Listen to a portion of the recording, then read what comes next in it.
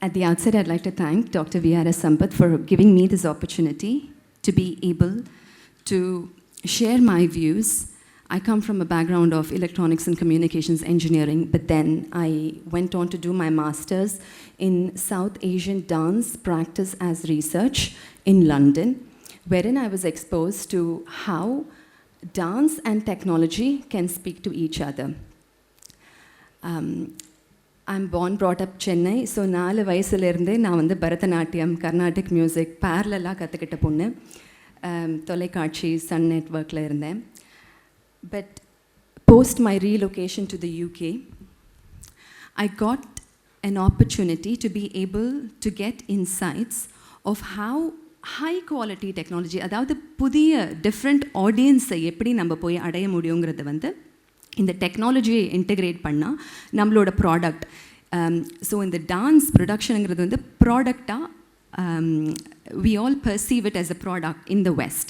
So that is a very different kind of ideology. So if you tell the word business model here in India, people will really shun you away. But in the West, that's what we are used to. Often arts and cultural sector is looked at through a very narrow lens. It's viewed as isolated rather than being part of the larger economic ecosystem.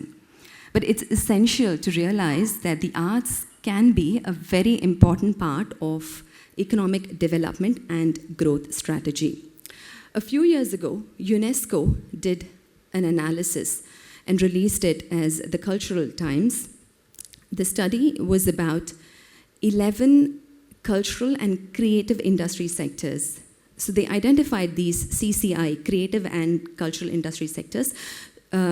They included performing arts, movies, music, architecture, you name it.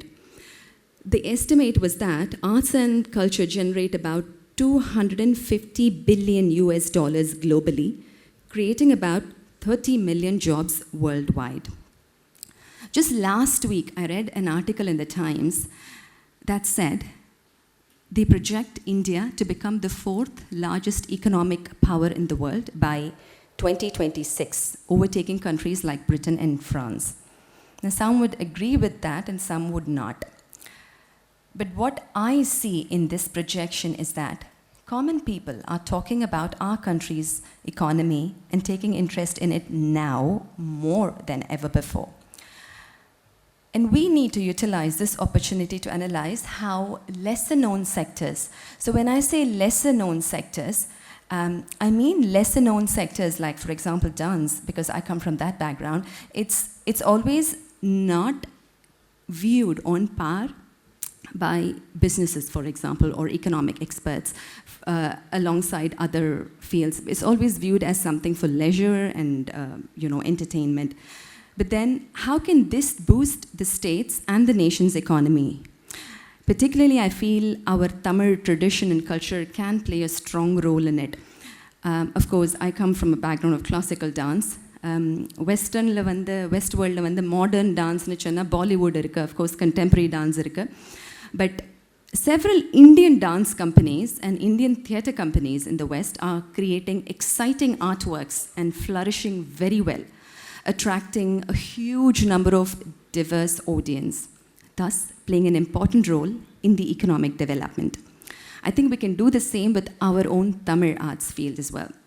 In fact, our very rich traditional dance and cultural heritage is recognized internationally. So the question is, can we apply the same business models here? I feel the West is very much ahead of us in this. Economic experts in the UK, because I'm from the UK, are strongly supporting investing in artists and their creative talent, investing in quality artistic productions. Now, for majority of my productions, I get funding from the England Arts Council, and they invest in my professional development, just not my, but then all my contemporaries, artists who are wanting to try and open new doors.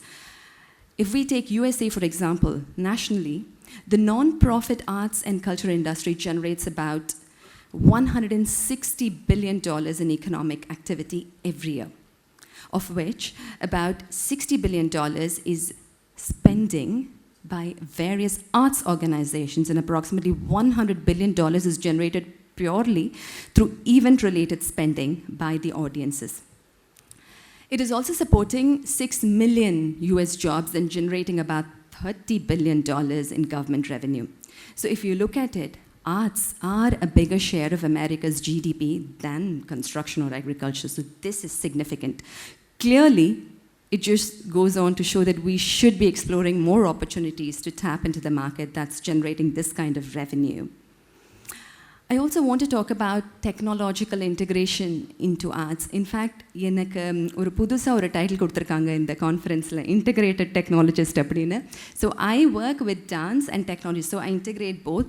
Possibly that has led to this new phrase of description integrated technology, which is lovely. Thank you.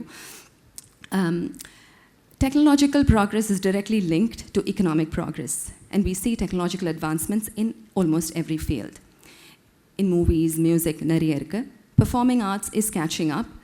In fact, in a very focused residency that happened in London, of which I was the only South Indian artist, we were exposed to how we can integrate dance and technology from the fields of artificial intelligence, virtual reality, augmented reality, robotics.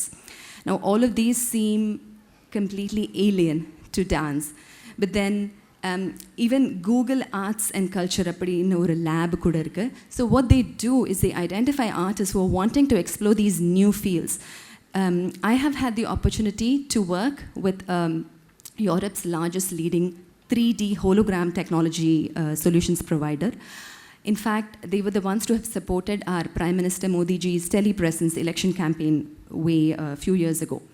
So what happened there was when I went and approached the company, they had not heard of Indian dance, nothing of that sort. So when I went and approached them, they were completely enthused by how do I see Indian dance, something that is classical Bharatanatyam, to be integrated with 3D hologram technology. So immediately they voluntarily wanted to support me. So therein they were able to project their product to a very completely different, diverse audience, which consisted of Indian NRIs and migrated people. So it worked both ways. So what I'm trying to say is, I think as artists, we're all trying to open new doors constantly through our own creativity and imagination.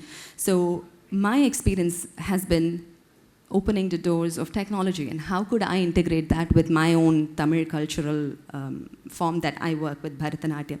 So there is a lot of scope there, and of course there are allied sectors in terms of costume and set design, and all of that provides jobs for the next generation, people wanting to be associated with the arts and management. And how do we make that as a business? That is where I'm journeying now, and with those few words, I just want to thank Sampath sir for giving me this opportunity to be able to share my views and experiences in this very distinguished forum. Thank you very much.